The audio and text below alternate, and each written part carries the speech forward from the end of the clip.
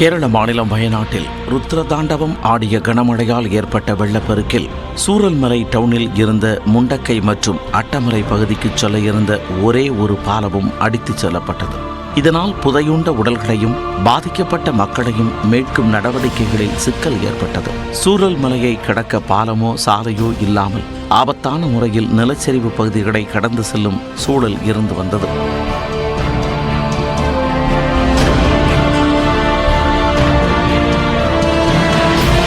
இதனைத் தொடர்ந்து அதிரடியாக களமிறங்கிய இந்திய ராணுவ வீரர்கள் தற்காலிக இரும்பு பாலம் அமைக்கும் பணிகளை மேற்கொண்டனர். ராட்சத இரும்புகளை கொண்டு 200க்கும் மேற்பட்ட வீரர்கள் பெய்லி பால பணிகளை தொடங்கினர். கொட்டும் மழையிலும் பாலம் அமைக்கும் பணியில் தொய்வு ஏற்படவில்லை. பாலம் கட்ட தேவையான பொருட்கள் டெல்லியிலிருந்து கோழிக்கோட்டிற்கு விமானத்தில் கொண்டு செல்லப்பட்டன. அங்கிருந்து அவை 17 ட்ரக்குகளில் வயநாட்டிற்கு எடுத்துச் செல்லப்பட்டன. மேஜர் சீதா ஷெல்கே தலைமையில் இந்திய இராணுவத்தின் பொறியியல் பிரிவான மெட்ராஸ் இன்ஜினியர் குரூப் தற்காலிக பாலம் அமைக்கும் பணியை மேற்கொண்டனர். புதன்கிழமை இரவு 9 மணி முதல் வியாழக்கிழமை மாலை 5:30 மணி வரை 16 மணி நேரம் இடைவிடாது பணி செய்து தற்காலிக பாலத்தை வெற்றிகரமாக கட்டி முடித்தனர்.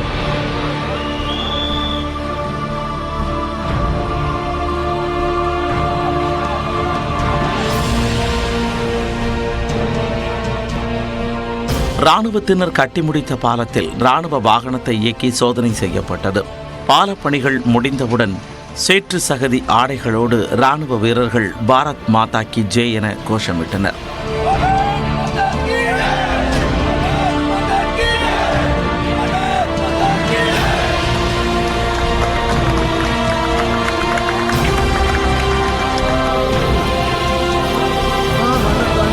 சூரல்மலை டவுனில் இருந்து முண்டக்கை மற்றும் அட்டமலை பகுதியை இணைக்கும் வகையில் கட்டப்பட்டுள்ள பெய்லி பாலம் 190 அடி நீளமும் 24 டன் எடையும் கொண்டுள்ளது. இதன் மூலம் 4 கிலோமீட்டர் தொலைவில் உள்ள முண்டக்கை கிராமத்திற்கு மீட்புக் குழுவினர் விரைவாக சென்று மீட்புப் பணிகளை மேற்கொண்டு வருகின்றனர். பெய்லி பாலம் பொதுவாக இராணுவ பயன்பாட்டிற்கு உட்பட்டது. 2ஆம் உலகப் போரின் போது பிரிட்டன் பொறியாளர் சர் டொனால்ட் பெய்லியால் உருவாக்கப்பட்டது. இதனால் இவ்வகையான தற்காலிக பாலங்கள் பெய்லி பாலம் என அழைக்கப்படுகின்றன. போர் மண்டலங்களில் விரைவாக பயன்படுத்தக்கூடிய வடிவமைப்பு கொண்டவை. நிலச்சரிவுகளை தொடர்ந்து மீட்பு நடவடிக்கைகளை மேற்கொள்ளவும் பிற அவசரகால சூழ்நிலைகளிலும் இப்பாலங்கள் பரவலாக பயன்படுத்தப்படுகின்றன. நிலச்சரிவால் முற்றிலும் உருக்குலைந்த வயநாட்டின் முண்டக்கை பகுதியிலிருந்து 3 நாட்களுக்கு பிறகு ஒருவர் உயிருடன் மீட்கப்பட்டுள்ளார். மாபெரும் சவால்களுக்கு மத்தியில் புதையுண்ட வீட்டிலிருந்து ஒருவரை இந்திய ராணுவம் உயிருடன் மீட்டது எப்படி பார்க்கலாம் இந்த தொகுப்பில்.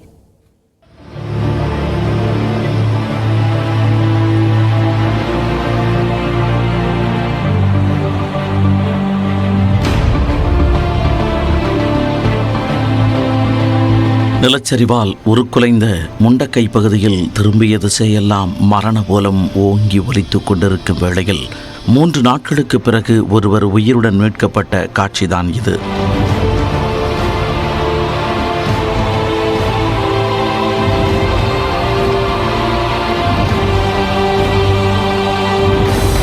கடவுளின் தேசமான கேரளாவின் வயநாட்டில் நிலச்சரிவு எனும் ரூபத்தில் இயற்கை நிகழ்த்திய கோர தாண்டவம் நாட்டு மக்கள் அனைவரையும் ஒரு கணம் உறைய வைத்திருக்கிறது.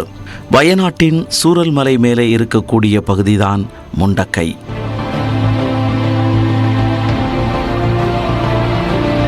எண்ணற்ற வீடுகளும் உடைமைகளும் மண்ணோடு மண்ணாக புதைந்த வேளையில் களத்தில் இறங்கிய இந்திய இராணுவத்தினர் கடந்த 3 நாட்களாக தீவிர மீட்பு பணியில் ஈடுபட்டு வருகின்றனர். ஆனால் சூரல்மலைக்கும் முண்டக்கைக்கும் இடையே இருந்த பாலம் தண்ணீரில் அடித்துச் செல்லப்பட்டதால் வீடுகள் இருந்த பகுதிகள் ஆறுபோல் காட்சியளிக்கின்றன. இதனால் முண்டக்கை பகுதிக்கு யாரும் செல்ல முடியாததால் மீட்பு பணியில் கடும் தொய்வு ஏற்பட்டது. இந்த நிலையில்தான் 3வது நாளான வியாழக்கிழமை இந்திய இராணுவத்தினர் ராட்சத பொக்லைன் எந்திரங்களை ஆற்றுக்குள் இறக்கி நிலச்சரிவால் உருக்குலைந்த முண்டக்கை பகுதிக்கு சென்றனர். அத்துடன் 4 மோப்ப நாய்களையும் தங்களுடன் அழைத்துச் சென்று தேடுதல் வேட்டையை தொடங்கினர். பொக்லைன் இயந்திரங்கள் உதவியுடன் மண்ணில் புதைந்த வீடுகளை தோண்டி அதில் யாரேனும் இருக்கிறார்களா என தேடினர். அனுபவம் வாய்ந்த மோப்ப நாய்களையும் வைத்தும் தேடி பார்த்தனர்.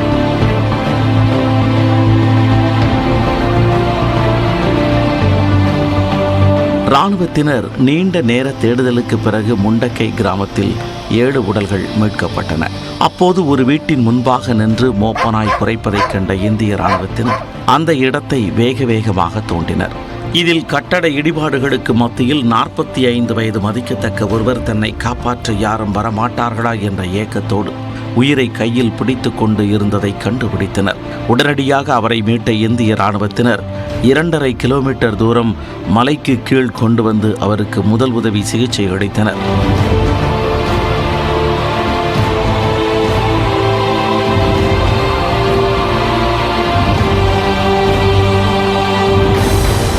மூன்று நாட்கள் தண்ணீரின்றி இருந்ததால் அவருக்கு நீர்ச்சத்து குறைவாக இருந்தது தெரிய வந்தது.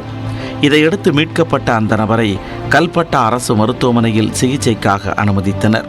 மீட்கப்பட்டவர் யார், அவருடன் வேறு யாரேனும் வசித்து வந்தனரா என்ற தகவல்கள் கிடைக்காத நிலையில் சம்பவ இடத்தில் தேடுதல் பணியை தொடர இந்திய இராணுவத்தினர் முடிவு செய்துள்ளதாக தெரிகிறது. 2 நாட்களாக யாரையுமே மீட்க முடியவில்லையே என துவண்டு போயிருந்த வேளையில் ஒருவர் உயிருடன் மீட்கப்பட்டிருப்பது மாபெரும் ஆறுதல்தான். அதுவும் சவால்கள் நிறைந்த பகுதியில் ஒருவரை மீட்டிருப்பது இந்திய இராணுவ வீரர்களிடையே நம்பிக்கையை ஏற்படுத்தியிருக்கிறது என்றால் அது மிகையல்ல.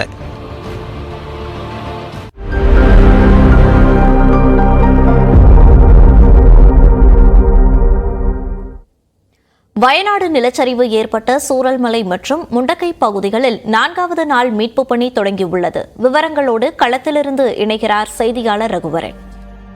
தற்போது 4வது நாளில் மீட்பு பணிகளில் இருக்கக்கூடிய மிகப்பெரிய சவாலாக என்ன இருக்கிறது? இன்னும் உயிருடன் யாராவது மீட்கப்படுவதற்கான வாய்ப்பு இருக்கிறதா?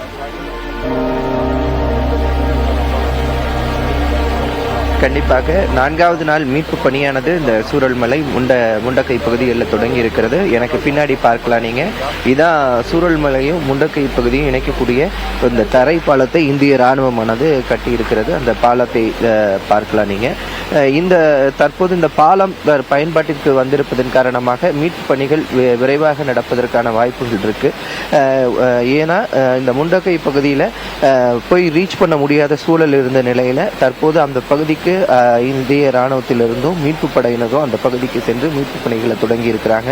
குறிப்பாக நேற்று 3வது நாளான நிலையில யாரும் உயிருடன் இருப்பதற்கு வாய்ப்பில்லை என்றெல்லாம் சொல்லப்பட்ட நிலையில நேற்று ஒருவர் உயிருடன் மீட்கப்பட்டார். நேற்று மாலை ஒரு 5 மணி போல. அந்த அளவுக்கு யாரும் இருப்பதற்கு வாய்ப்பு இருக்கின்றது. ஏன்னா ஒரு உயிரும் முக்கியமாக பார்க்கக்கூடிய சூழ்நிலையில மீட்பு படையினர் மிகவும் தீவிரமாக இந்த மீட்பு பணிகளை ஈடுபட்டு இருக்காங்க. ஆனா சம்பவம் நடந்த பகுதி ரொம்ப சேரும் சகதியுமா இருக்கு அந்த முண்டக்கை பகுதி அப்படின்றதுனால அந்த பகுதிக்கு செல்றது ஒரு காலக்கெடுவில் தான் போறாங்க.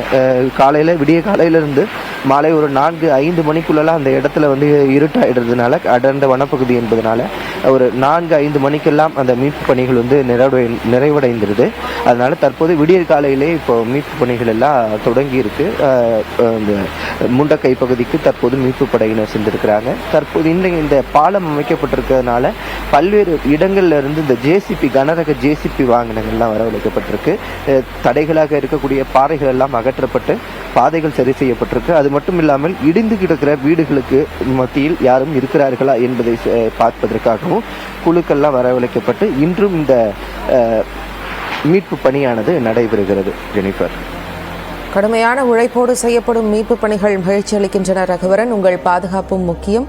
விவரங்களுக்கு நன்றி.